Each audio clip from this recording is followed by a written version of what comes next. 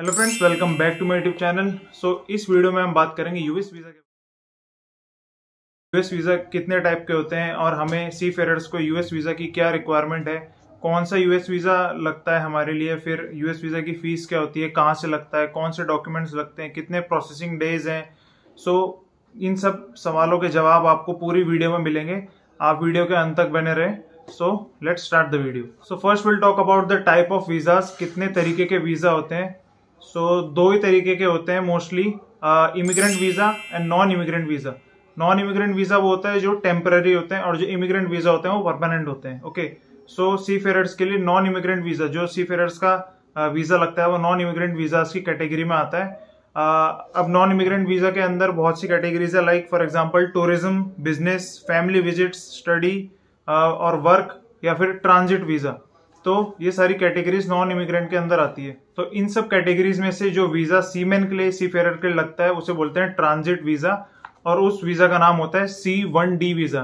That visa is called C1D visa. Okay, अगर हम C1D visa को समझने जाएं तो C1D visa is a combination of to visa. C1 is for transit and in that D is for crew member. Transit visa for crew member. Okay, तो अब हम बात करेंगे कि यूएस वीज़ा की जरूरत सी फेरर को है या नहीं है, मतलब मैंडेटरी है, कंपलसरी होता है, या फिर ऐसा कुछ जरूरी नहीं है।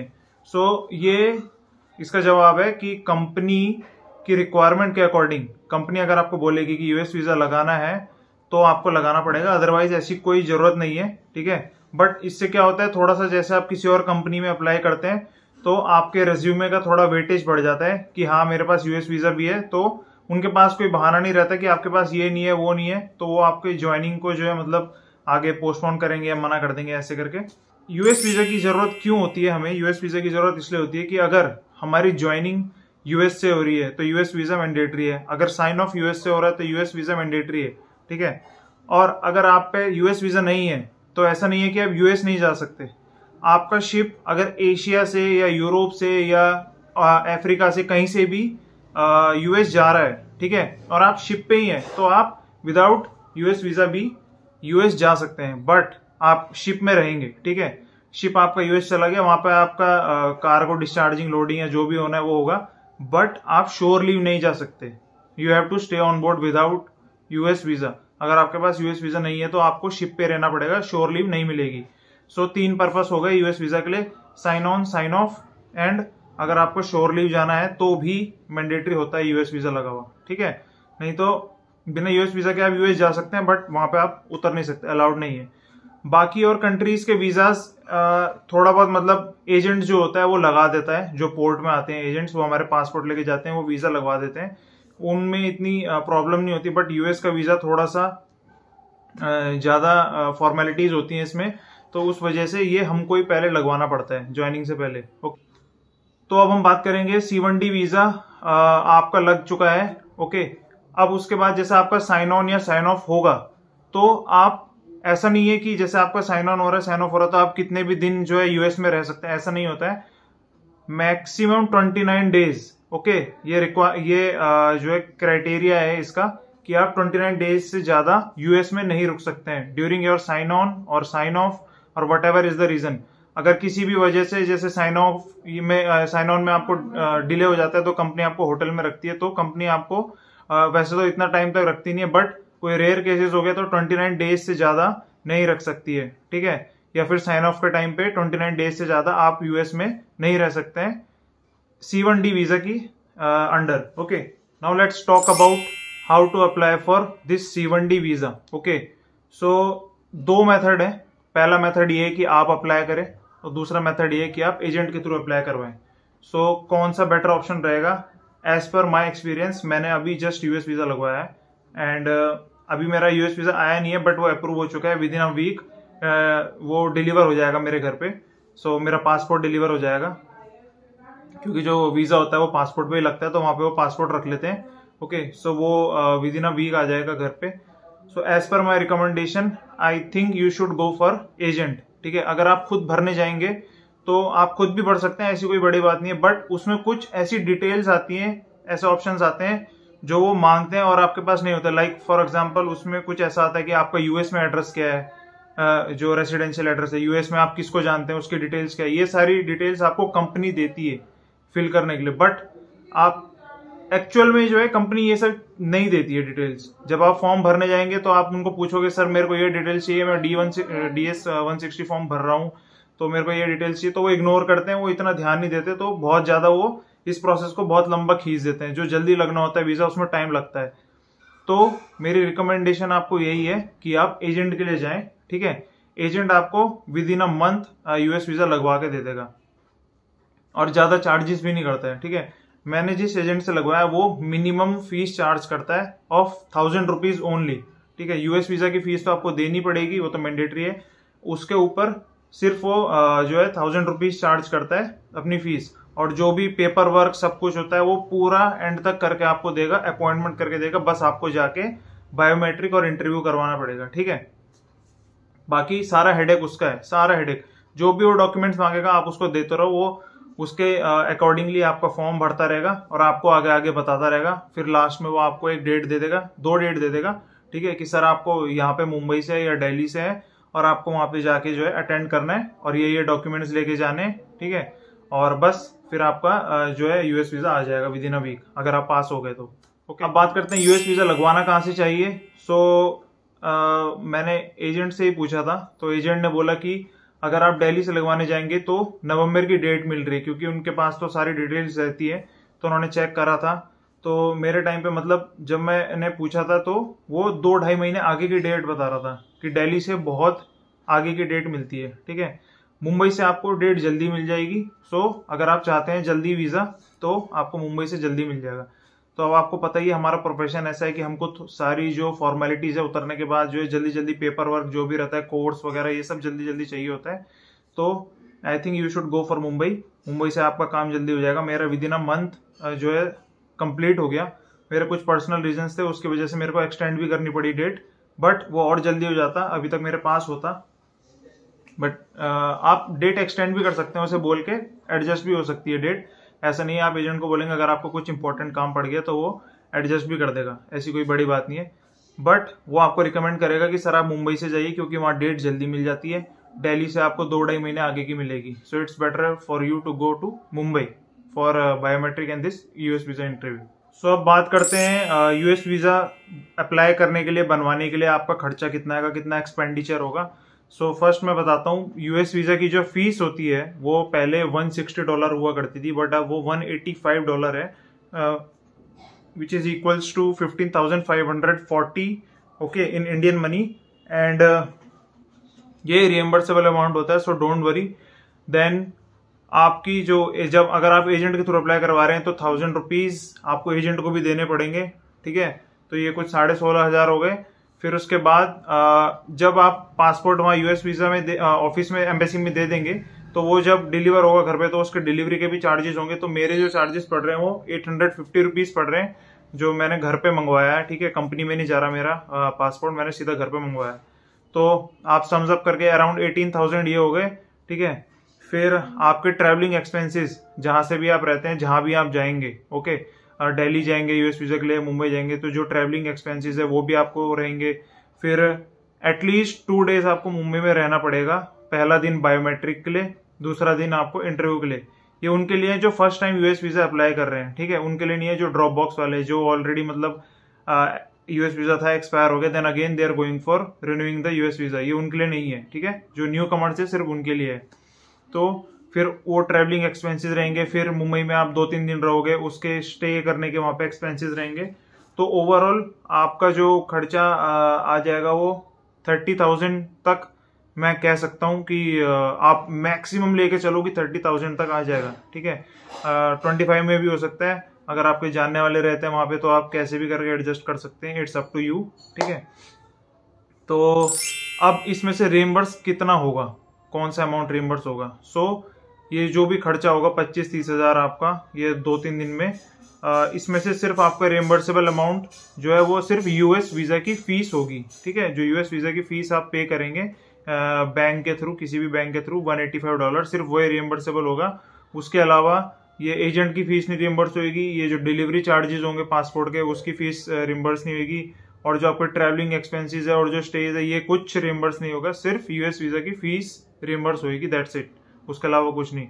तो सोच समझ के खर्चे कीजिएगा जो भी आप अलग से खर्चे करेंगे, ठीक है, क्योंकि वो रिएम्बर्स नहीं होंगे। सो अब बात करते हैं यूएस वीजा की फीस आप कैसे सबमिट करेंगे। ओके, सो एजेंट के थ्रू जब आप प्रोसेस करवाएंगे, वैसे तो अगर आप अपने आप ही ऑनलाइन उनकी वेबसाइट में जाके कर रहे हैं तो आप ऑनलाइन पे कर देंगे, ठीक है, और रिसिप्ट वगैरह लेके अपने पास रखेंगे फॉर रिएम्बर्समेंट। बट अगर आप एजेंट के थ्रू करवा रहे हैं, तो जैसे मेरे एजेंट के थ्रू मैंने करवाया, तो वो आपको एक पेमेंट स्लिप देगा जिसमें अमाउंट लिखा हुआ रहेगा कि इतना यूएस वीजा के लिए आप पे कर रहे हैं, ठीक है, और वो बैंक रहेगा। तो मेरा वाला जो एक्सिस बैंक था, ठीक है, और जब भी वो आपको फीस करने की जो पेमेंट स्लिप देगा कि फीस जमा करने की पेमेंट स्लिप देगा, उसकी भी एक्सपायरी डेट होती है, ठीक है। आपको विद इन 2 डेज ये फीस जमा करनी है, 1 या 2 दिन के अंदर। जिस दिन वो पेमेंट स्लिप जनरेट करेगा वो आपको सेंड कर देगा पीडीएफ उसकी, आपको उसको प्रिंट आउट लेके बैंक में जाना है, ठीक है, और फिलअप करना है और जो है बैंक में सबमिट करना है, तो वो आपकी फीस जमा होगी। फिर वहां से आपको 2 रिसिप्ट मिलेगी। एक तो जो आप कैश जमा कराने के लिए एक स्लिप भरते हैं, ठीक है, एक तो वो मिलेगी, वो मैं फोटो डाल दूंगा, इसमें दिखा दूंगा आपको। और दूसरा एक और इतना बड़ा पेपर मिलता है, उसमें पूरी डिटेल्स लिखी रहती है, यूएस वीजा, C1D वीजा ऐसे करके, और आपको कितना जो है अमाउंट आपने पे करा है, और नीचे उसका स्टैंप रहता है, बैंक का स्टैंप रहता है, ठीक है। तो 2 आपको स्लिप मिलेगी बैंक से। दोनों स्लिप इंपॉर्टेंट है for US visa also and for reimbursement also. अगर हम यूएस वीजा की वैलिडिटी के बारे में बात करें, तो एक बार अगर आपका अप्लाई हो गया यूएस वीजा आपको पासपोर्ट में लग गया, तो वो मैक्सिमम जो है 5 ईयर्स के लिए वैलिड होता है। ये C1D वीजा पहले ये 10 साल के लिए हुआ करता था, बट अब इसकी वैलिडिटी कम होके 5 ईयर्स तक हो चुकी है। हमारे पासपोर्ट की 10 साल होती है, बट अब जो है यूएस वीजा की दिस C1D ट्रांजिट वीजा 5 साल की एक्सपायरी डेट है इसकी, ठीक है। इसके बाद आपको फिर से रिन्यू करवाना पड़ेगा। उस प्रोसेस को ड्रॉप बॉक्स बोलते हैं। वो जब हम करवाएंगे या किसी से मैं पूछूंगा तो उसके बारे में भी आपको बताऊंगा। तो अब बात करते हैं यूएस वीजा लगने के प्रोसेस की, ठीक है।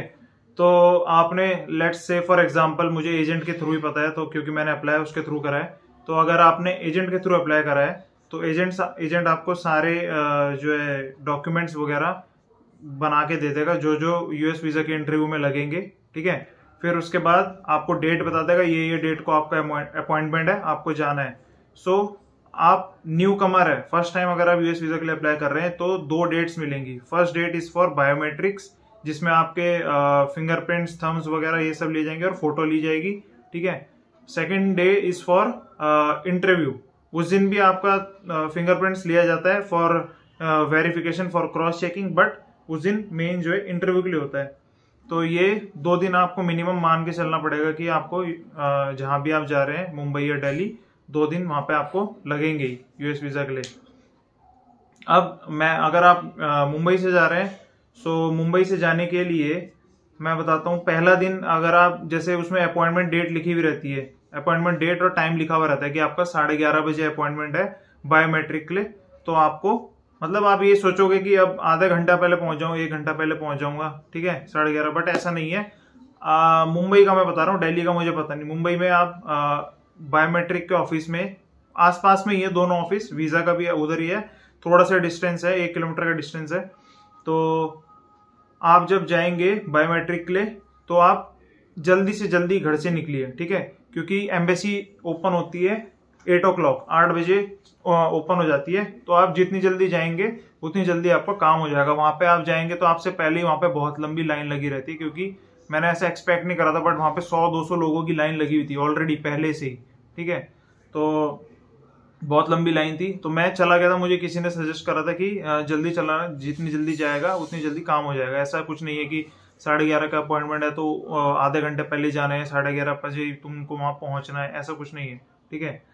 नाउ सेकेंड थिंग, जब आप बायोमेट्रिक के लिए जा रहे हैं, तो या तो आप अपने साथ किसी को लेके जाइए, ठीक है, कोई फ्रेंड या कोई रिलेटिव, और या फिर आप अपने साथ सिर्फ डॉक्यूमेंट्स लेके जाइए, सिर्फ डॉक्यूमेंट्स। ना मोबाइल लेके जाइए, ना पर्स लेके जाइए, ना कोई अदर बैग वगैरह, कुछ नहीं लेके जाना है। सिर्फ एक फाइल, एक नॉर्मल फाइल या एक एनवलप जिसमें आपके सारे डॉक्यूमेंट्स होंगे, सिर्फ वही, ठीक है। ये ऐसा क्यों है? क्योंकि अंदर चेकिंग होती है, ठीक है, और चेकिंग के दौरान आपको बायोमेट्रिक के लिए जब आप अंदर जाएंगे तो ये सब चीजें अलाउड नहीं होती है, ना स्मार्ट वॉच, ना वॉलेट, ठीक है, ना मोबाइल, ना ही बैग। आपका बैग खाली भी होगा ना, भले ही खाली भी होगा, तो वो भी अंदर ले जाना अलाउड नहीं है, ठीक है, बिल्कुल भी, सिर्फ डॉक्यूमेंट्स, ओनली डॉक्यूमेंट्स। अब आप बोलेंगे कि अगर मैं अकेला, मैं तो फर्स्ट टाइम जा रहा हूं, मुझे पता नहीं है, मैं लेके चला गया तो फिर मैं कहाँ रखूंगा, क्या करूंगा, तो उसका भी उन लोगों के पास एक सजेशन है, मतलब एक जुगाड़ करके रखा उन्होंने। आप अंदर जाएंगे, वो बोलेंगे सर आप लॉकर ले लीजिए, आप लॉकर में रख सकते हैं। तो मैंने भी ऐसे ही किया, मैं अकेला ही गया था, बट मुझे पता नहीं था इस बारे में कि वहाँ पे लॉकर मिलता है और ये सब चीज़ें अंदर नहीं लेके जा सकते। सो मैं लॉकर में गया, मैंने वहाँ पूछा कि मेरे को लॉकर चाहिए, तो how much do I have to pay. So she said 500 rupees for a locker.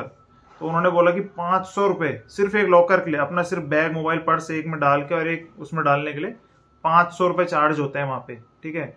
तो अगर आपको पैसे बचाने हैं तो या तो आप इन सब चीज़ों के बगैर बायोमेट्रिक और यूएस वीज़ा के इंटरव्यू के लिए जाइए, अदरवाइज अपने साथ किसी को लेके जाइए जो आपका सामान लेके बाहर खड़ा रहेगा until you come out of after completing whole process, okay.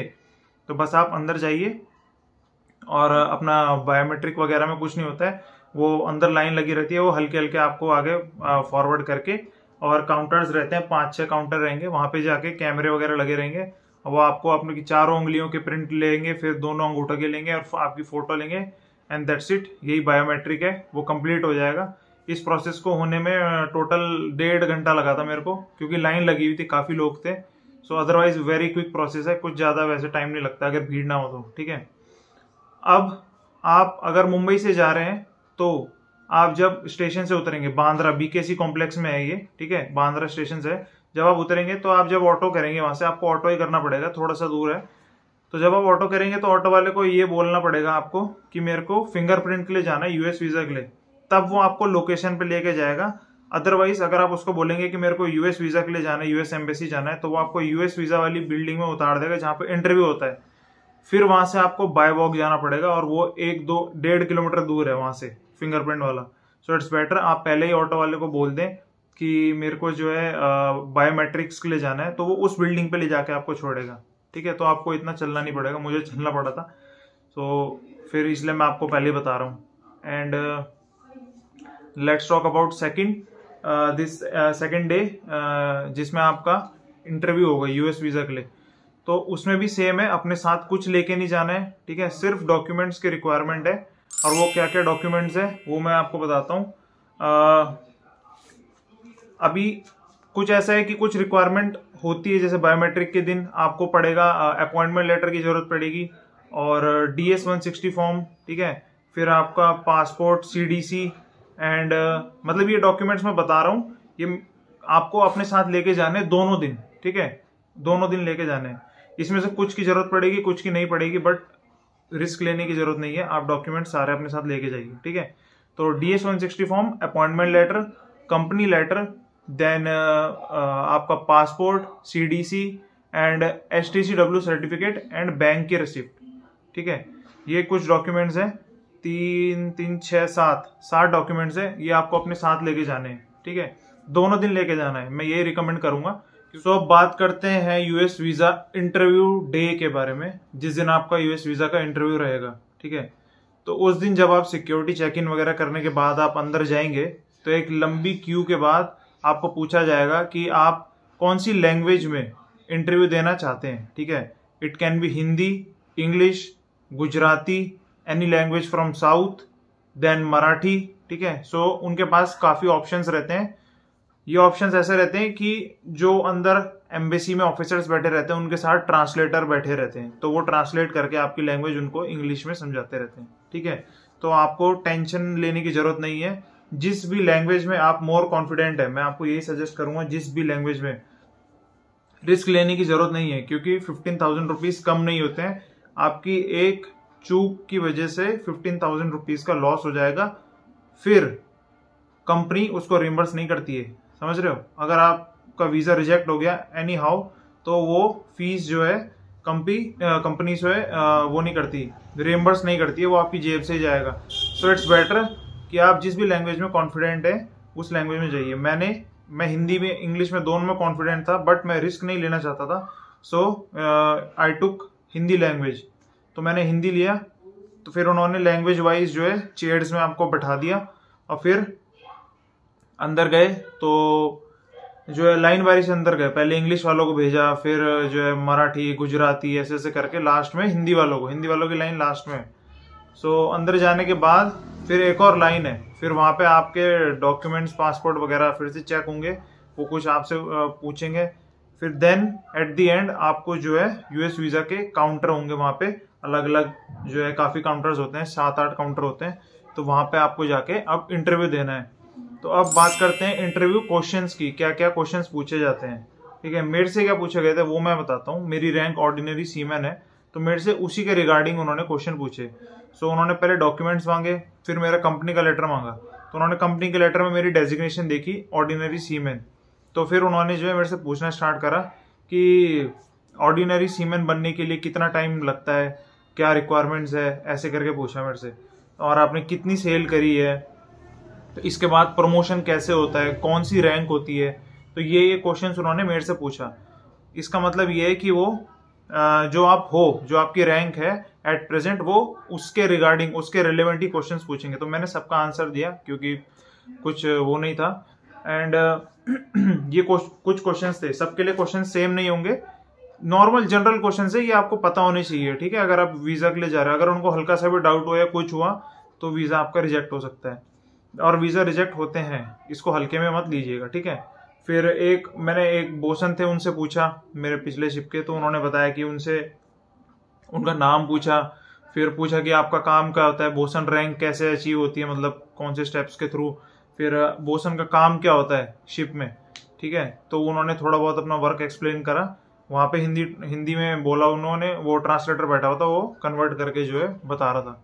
तो बस यही बेसिक क्वेश्चंस होते हैं, आपको इतना घबराने की भी जरूरत नहीं है। आपको बस अपने काम के बारे में और थोड़ा बहुत जिस फील्ड में आप हैं उसके बारे में पता होना चाहिए। और अगर आप न्यू कमर हैं, जा रहे हैं, जैसे आप ट्रेनी है, फर्स्ट टाइम जा रहे हैं, ज्वाइनिंग से पहले ही जा रहे हैं, तो आप ये भी बता सकते हैं, तो दे विल अंडरस्टैंड कि sir this is my first time, I haven't done a ship until now, तो I am going for the first time. So वो उसी के अकॉर्डिंग आपसे फिर क्वेश्चन पूछेंगे आपके, फिर वो कंपनी के बारे में पूछ लेंगे कि आप कौन सी कंपनी में, कैसे ज्वाइनिंग हुई, कहाँ से कोर्स किया, ऐसे कुछ क्वेश्चंस पूछ लेंगे।